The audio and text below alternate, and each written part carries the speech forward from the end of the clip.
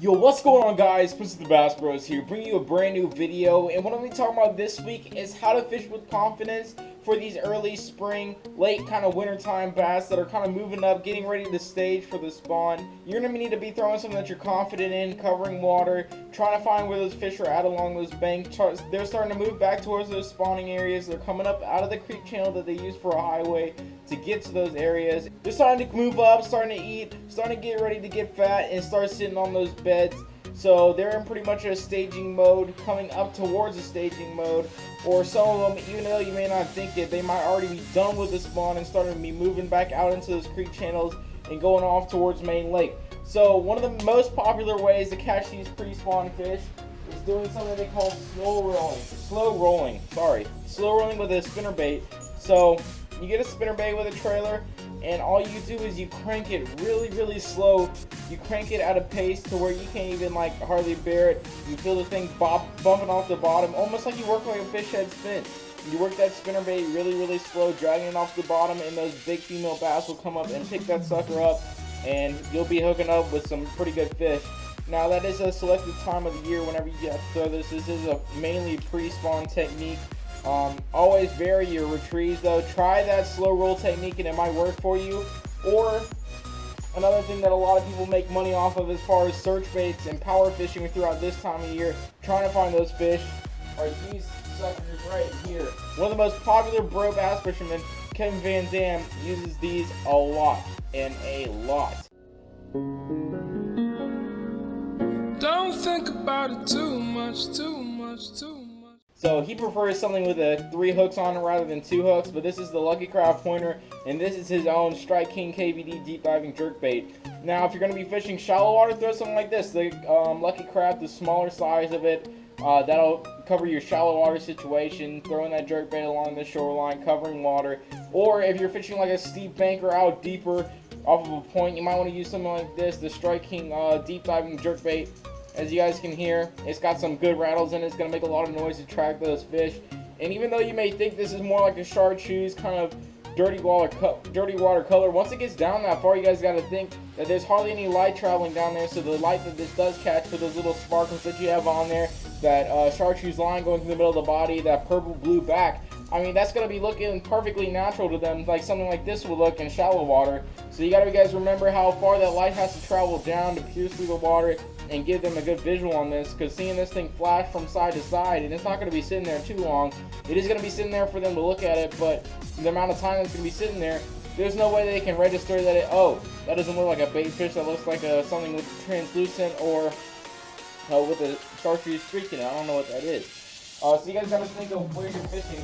Another great thing to use to target in on those big fish is something like a swim bait.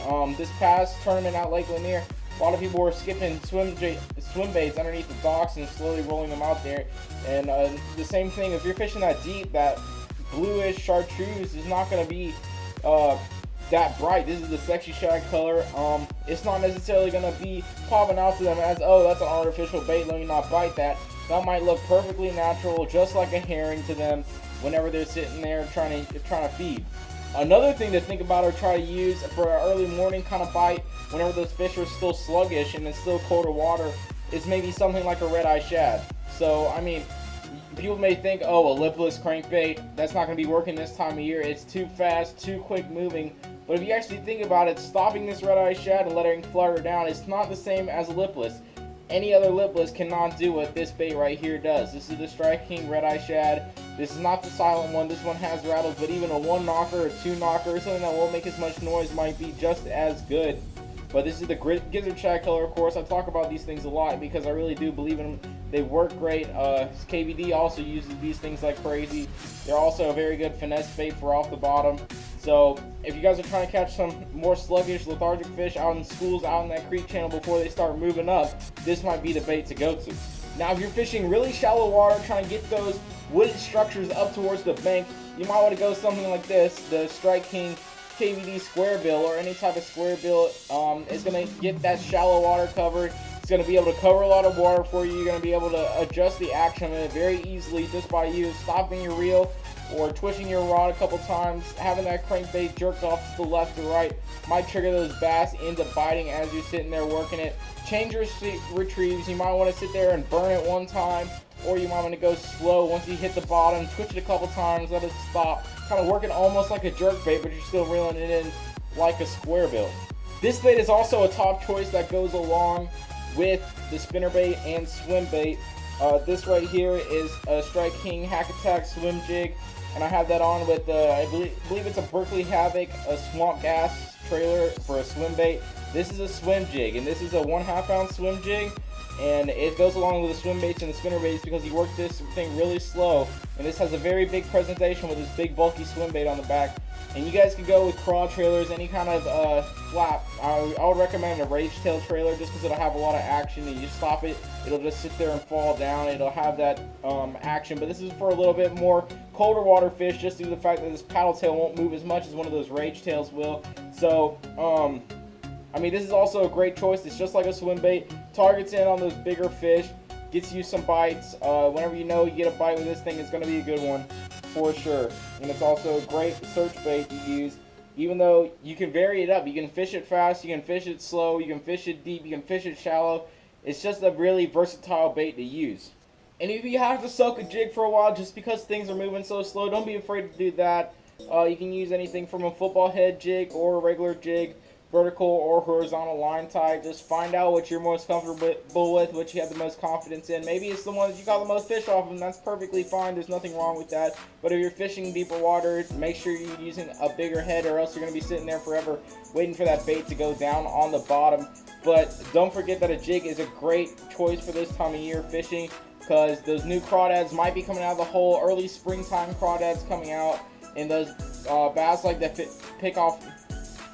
Early springtime crawdads start coming out of the holes, and they're really easy pickings for those big bass that are coming up, starting to move along the banks, and they see those things crawling out. They might just pick it straight up.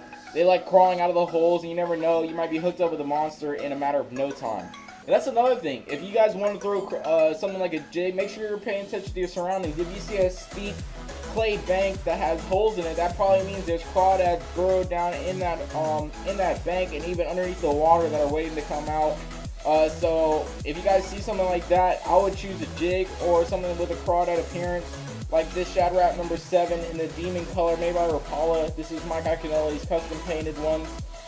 This would be a really great craw choice, or any type of red crankbait this size from 6 to 8 feet. So it's a good medium diving crankbait. You can go even a little bit deeper depending on where you're fishing. If it's a steep bait, you might want to go upgrade to like a number 9 or something. But just be paying attention to your surroundings. Make sure you're always looking at the water clarity, to pay attention to what color you need to be fishing. Alright guys, I hope you really enjoyed a couple of these pointers on the late winter, early spring kind of fishing. I will be fishing Clark's Hill here this weekend. Should be a lot of fun. I'm going to see if I can get some good footage from that. Unfortunately enough, I did not catch anything at Lanier. I got one good jig bite, which should be coming out. I guess I'll make a video of it, just some of the stuff that I learned. I had a really great boater, Lee Denali. Shout out to him. He taught me a good bit out there at my first ever BFL. Unfortunately, we weren't able to get on the fish. He did catch a limit of 8 pounds, but I was fishing behind a great fisherman, and it was fun to watch him. Trying my best as his net man, trying to get all the fish in. Unfortunately enough, he did not get those key bites he needed to get a check, but I still had a great time. He had a great time, I believe, and it was a lot of fun. So hopefully we're going to get some good footage out on Clark's Hill this weekend. I'll see what I can do. I might not record just because I want to kind of focus in and try to do good, but we'll see how it goes. Hopefully I'll be bringing you guys along with us. So if you enjoyed this video, don't forget to leave a like. Don't forget to subscribe to our channel if you enjoy the videos. And don't forget to leave a like on this video just because we got that new emblem that you'll be seeing. Go ahead and look at that. Check that out. Tell me if you guys like it or not. I really do enjoy it. Shout out to my friend Cole Urban for doing that for me. I really do appreciate it. It looks great. I really am satisfied with it. I'll have his channel down in the description below if you guys want to go check that out and subscribe to him. So that's been about it for this video. This has been Special Bass Bros, and we'll catch you guys later with another video.